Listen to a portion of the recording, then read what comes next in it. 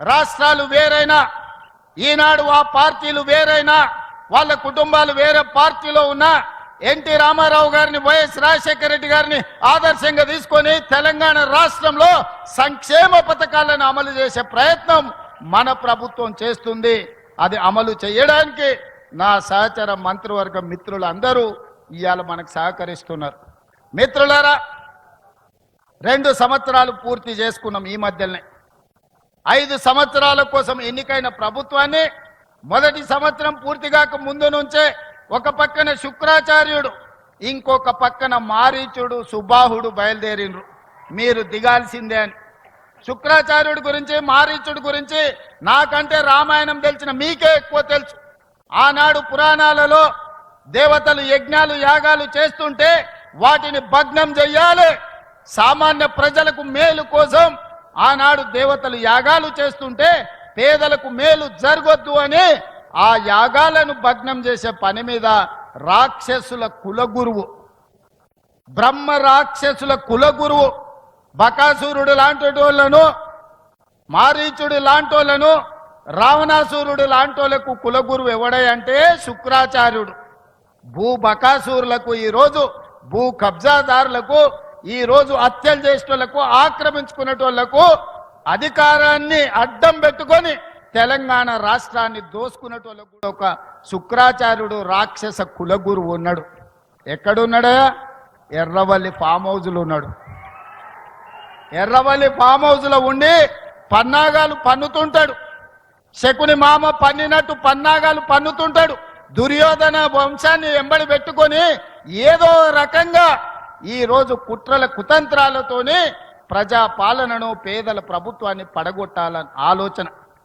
శుక్రాచార్యుడేమో farm house పోయిండు, మారుచీరుడు సుబాహుడేమో బావా బామ్మార్దుల ముసుగులో అసెంబ్లీ లోపలికి వస్తుండ్రు. ఇవాళ మారీచుడు మీకు తెలుసు, మారీచుడే మాయ జింక రూపంలో సీతను ఎత్తుకపోవడానికి రావణాసురుడికి సహకరిస్తే చివరికి మారీచుడి సావు రాముడి చేతిలోనే తప్పలేదు. అట్లనే ఈనాడు ఈ ప్రభుత్వాన్ని బట్టగాల్చి మీదెయ్యాలి, ఈ ప్రభుత్వాన్ని బదనాము చెయ్యాలి అని అడ్డగోలుగా ప్రచారాలు ఈరోజు చేసే ప్రయత్నము మారీచుడు సుబాహుడు చేస్తున్నారు. ఆనాడు మాయలేడి రూపంలో వస్తే ఈనాడు సోషల్ మీడియా రూపంలో వస్తున్నారు. లేని అవాకులు చవాకుల మంత్రముల మీద ఈరోజు ప్రచారాలు చేస్తున్నారు, ప్రత్యక్షంగా పరోక్షంగా. ఈనాడు టెండర్ల గురించి కొన్ని పత్రికలు రాస్తున్నాయి. సింగరేణిలో కొంత కుంభకోణం జరిగింది, బొగ్గంతా మాయమైందని. నేను ఆ పత్రికలకు, ఆ టీవీలకు, ఆ సోషల్ మీడియా వాళ్లకు, ఆ రాజకీయ పార్టీ నాయకులకు నేను చెప్పదలుచుకున్నా, ఈ ప్రభుత్వంలో అవకతవకలకు తావు లేదు. అనవసరమైన ప్రచారాన్ని, తప్పుడు ప్రచారాన్ని కల్పించడం ద్వారా అపోహలు కల్పించి మళ్ళీ శుక్రాచార్యుడు, మారీచుడు, సుబాహుడు బలపడడానికి మీరు ప్రత్యక్షంగానో పరోక్షంగానో సహకారం చేస్తున్నారు. మీకు మీడియా పంచాయతీలుంటే తలుపు మూసుకొని కొట్టుకోండి, లేకపోతే ఒకరి మీద ఒకరు బురద జల్లుకోండి. అందులో మమ్మల్ని లాగి ఆంబోతులు కొట్లాడితేనంట లేగదూడల కాళ్ళు ఇరిగినాయంట. 2 మీడియా యజమానులు కొట్లాడుకుంటే మీరు కొట్లాడుకోండి, కానీ మా మంత్రులని బదనాం చేసే కార్యక్రమాన్ని మీరు తీసుకోకండి. దయచేసి ప్రత్యక్షంగానో పరోక్షంగానో మీరు రాస్తున్న రాతలు, చూపిస్తున్న చూపులు మారీచుడి సుబావులకు, శుక్రాచార్యునికి సహకారం అందించినట్టుగా ఉంటుంది. ఒక్కసారి ఆలోచన చేసి వాస్తవాలను తెలుసుకొని రాసే ముందు మమ్మల్ని వివరణ అడగండి. తెలంగాణ రాష్ట్ర ముఖ్యమంత్రిగా రోజుకి 24 గంటలు, సంవత్సరానికి 365 రోజులు ప్రజా జీవితంలో ఉన్న ప్రజలకు అందుబాటులో ఉన్న మీడియాకు కావాల్సిన వివరణ ఇవ్వడానికి తెలంగాణ రాష్ట్ర ముఖ్యమంత్రిగా నేను సిద్ధంగా ఉన్నా.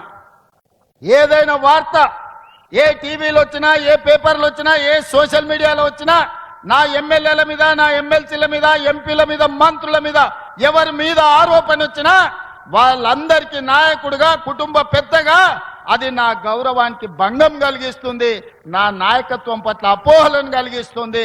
ఇలాంటి విషయాలలో ఎలాంటి కాంప్రమైజ్ లేదు. మా మంత్రుల మీద ఏదొచ్చినా రాసే ముందు నన్ను వివరణ అడగండి. ఈ ప్రభుత్వాన్ని అందరినీ సమన్వయం చేసుకొని, అందరి సహకారం తీసుకొని, అనుభవజ్ఞులైన తుమ్మల లాంటి వాళ్ళ అనుభవాన్ని తీసుకొని ఈరోజు ఈ ప్రభుత్వాన్ని నడుపుతున్నాం. 24 గంటలు పని చెయ్యాలి అంటే సమ్మక్క సారలమ్మ గుడిని 100 రోజుల్లో పూర్తి చెయ్యాలి అని అంటే ఆ బాధ్యతను మీ అభిమాన నాయకుడు పొంగులేటి శ్రీనివాసరెడ్డి గారికి బాధ్యత ఇచ్చి 100 రోజుల్లో అమ్మవారి మందిరాన్ని నిర్మించాలి అని 24 గంటలు వారిని అక్కడనే పెట్టిన. ఢిల్లీలో ఏ అవసరం ఉన్నా, ఏ ఆర్థిక మంత్రితో మన రాష్ట్రానికి రావాల్సిన నిధులు కావాలన్నా, ఇతర శాఖల అనుమతులు కావాలన్నా బట్టి విక్రమార్క గారిని కాలుకు బలపం కట్టి ఢిల్లీలో గల్లి గల్లి తిప్పి ప్రతి మంత్రి దగ్గరికి పంపించి రాష్ట్రానికి రావాల్సిన అనుమతులు నిధులను రాబట్టుకునే ప్రయత్నం చేస్తున్నా. ఇది ఉమ్మడిగా మా ప్రభుత్వం నడిపిస్తున్న విధానం. గతంలో ఉన్న ముఖ్యమంత్రులు ఏకపాత్రాభినయం చేసేది. దుర్యోధనుడు వాళ్ళే, దుశ్శాసనులు వాళ్ళే, సుయోధనులు వాళ్ళే, ఇట్లా ప్రతి పాత్ర ఒక్కడే ఏకపాత్రాభినయం చేస్తాడు. మా దగ్గర అట్లా కాదు. అందరం సమన్వయం చేసుకొని ఎవరు బాధ్యతలు వాళ్ళు, ఎవరికి ఉన్న అనుభవాన్ని ఇంకొకరితో పంచుకొని సమన్వయంతో ఈ ప్రభుత్వాన్ని నడుపుతున్నాం.